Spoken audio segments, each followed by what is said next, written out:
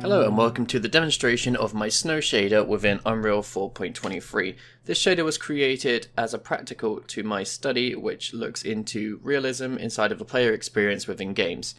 I decided to look at snow shaders because weather is a heavily underrated aspect of player experience and it can completely change the mood and atmosphere of a scene. So to show my demonstration here, I have set up multiple parameters up here where you can customize the snow amount as well as allowing it to transition from 0 to 1, including particle systems, etc. So if we click let it snow right now, this button will animate the landscape to have the snow on it. So as we watch here, we'll be able to see the player's animation will go from a run to a slowish jog, which shows how again weather can affect the player's experience.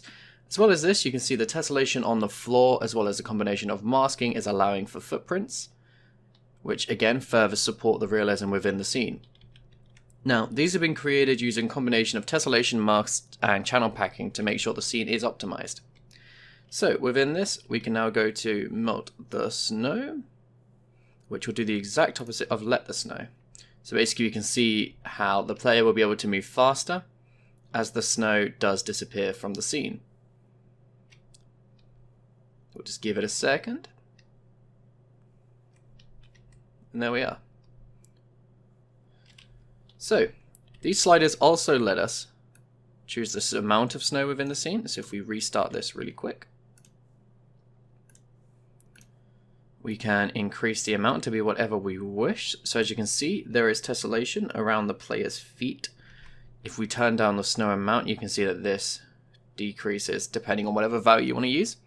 So say if we have our snow amount up here and we want more on the grass, we can do that quite easily.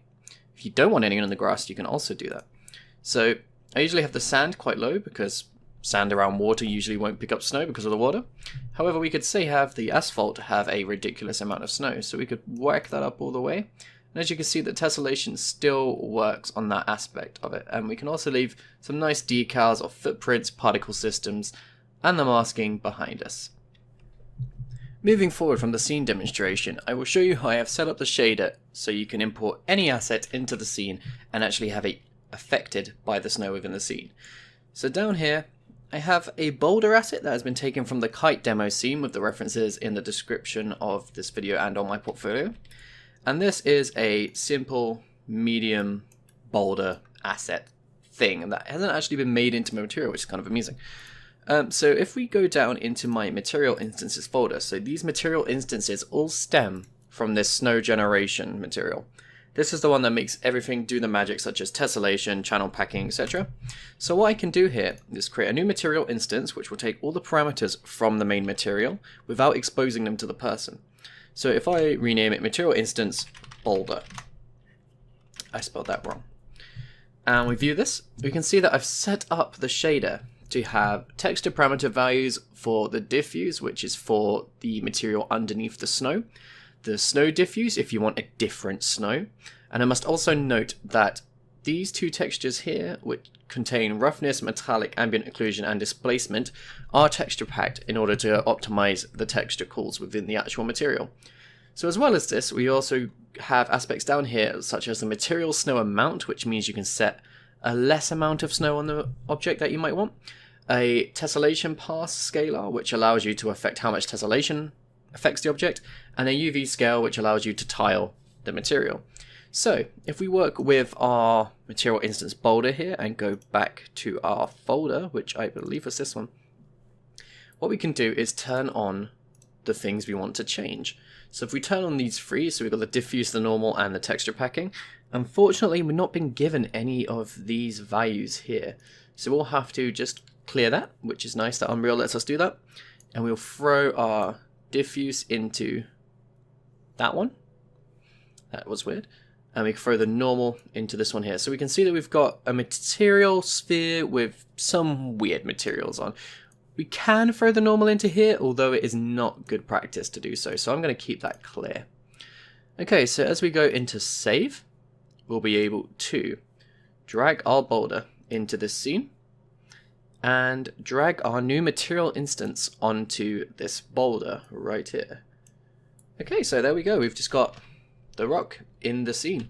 So now, if we go into the scene and turn on the snow amount, we can turn around and our boulder is right there being affected by the snow, as you can see here. So, say if I was not happy with how much snow was on that boulder right now, what I can also do is go into the material instance, and I could turn the snow value to be 0.5. Now, a top tip that I have from this is inside of the material parameter collection, I can actually turn the snow amount up to 1. And this will make everything already have snow on. So as you can see, we can actually see the snow amount in real time while previewing the scene. So we can easily put it up or put it down, however we feel. So say if you only wanted a little smidge, we can only have a smidge. But if I like to have it around 0.8. Just because it's not too snowy, but it's also not ridiculously unsnowy, if that's a word. So that's been the demonstration of how I can import an asset into my scene quite flawlessly using my snow shader.